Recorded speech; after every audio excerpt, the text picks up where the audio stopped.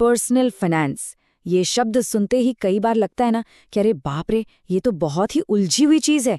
इतने सारे नियम, इतने रास्ते कि समझ ही नहीं आता कि शुरू कहाँ से करें। और अक्सर तो ये एहसास होता है कि हम बस एक दौड़ में भागे जा रहे हैं अपनी ज़रूरतों को पूरा करने के लिए, लेकिन कोई ठोस प्लान ही नहीं है। ये सवाल मुझे लगता है हम सबके मन में कभी ना कभी तो ज़रूर आता है।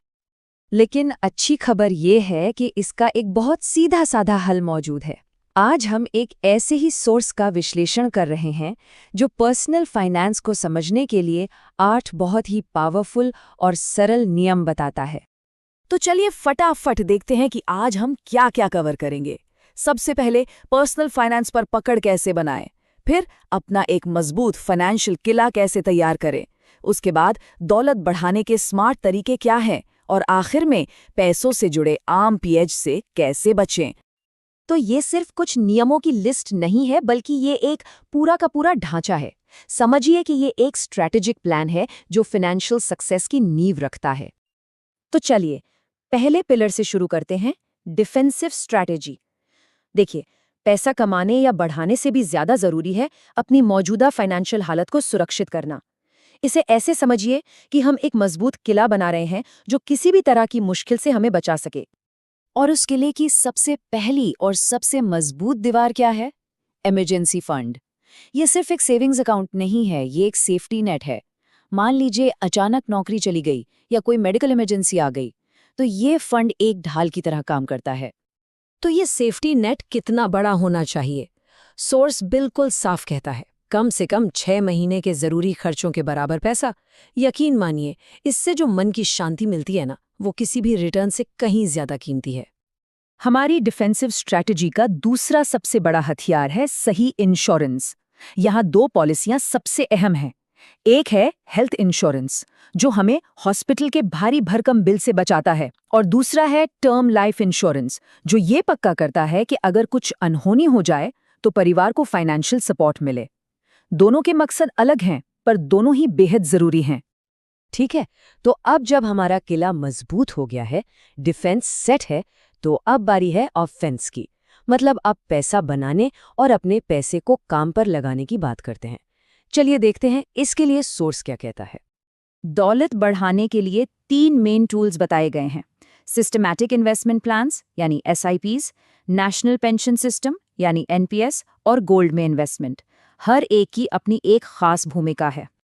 अब SIPs के बारे में जो सबसे कमाल की बात है ना, वो है कंपाउंडिंग का जादू। सोचकर देखिए, हर महीने किया गया एक छोटा सा रेगुलर इन्वेस्टमेंट समय के साथ कितना बड़ा बन सकता है। नियम बहुत सिंपल है, जल्दी शुरू करें, डिसिप्लिन बनाए रखें और फिर बस कंपाउंडिंग की पावर को अपना काम करने दें। जब बात रिटायरमेंट जैसे लंबे समय के लक्ष्यों की आती है, तो एक डेडिकेटेड टूल की जरूरत होती है, और इसके लिए सोर्स नेशनल पेंशन सिस्टम यानी NPS में निवेश करने की सलाह देता है। ये खास तौर पर रिटायरमेंट प्लानिंग के लिए ही बनाया गया एक जबरदस्त विकल्प है।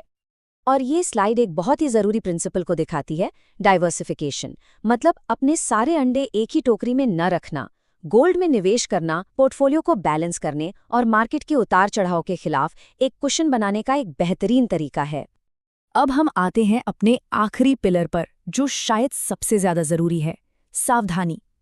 जानते हैं, कभी कभी सबसे अच्छा फाइनेंशियल फैसला वो होता है जो हम नहीं लेते। ये उन आम गलतियों से बचने के बारे में है जो हमारी सारी मेहनत पर पानी फेर सकती हैं। तो एक जरूरी बात यह है कि हर कर्ज बुरा नहीं होता। सोर्स अच्छे और बुरे कर्ज में साफ फर्क बताता है। एजुकेशन लोन या होम लोन जैसी चीजें भविष्य में कोई एसेट या काबिलियत बनाने में मदद करती हैं, जबकि क्रेडिट कार्ड जैसे हाई इंटरेस्ट कर्ज से बचना ही समझदारी है। ये एक गोल्डन रूल है, अगर कोई फाइनेंशियल प्रोडक्ट समझ में नहीं आ रहा है तो उससे बस दूर रहिए। अक्सर जो चीज़ें बहुत ज़्यादा कॉम्प्लेक्स होती हैं, उनमें छिपे हुए रिस्क भी उतने ही ज़्यादा होते हैं। सादगी में ही सुरक्षा है। और यहाँ एक सीधी चेतावनी है, ट्रेडिंग या FNO यानी फ्यूचर्स एंड ऑप्शंस, ये इन्वेस्टमेंट नहीं है, ये सट्टेबाजी के बहुत ही जोखिम भरे तरीके हैं। और जो भी स्कीम रातों रात अमीर बनाने का वादा करे, उससे तो हमेशा दूर ही रहना चाहिए। दौलत सब्र और अनुशासन से बनती है, रातों रात नहीं। तो चलिए इन सबको एक साथ समेटते हैं। एक मजबूत फाइनेंशियल प्लान के 3 स्तंभ हैं। पहला, अपना डिफेंस तैयार करें। इमरजेंसी फंड और सही इंश्योरेंस के साथ।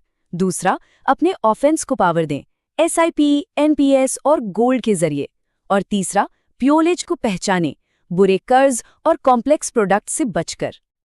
और अंत में ये एक सवाल है जिस पर सोचना बहुत जरूरी है।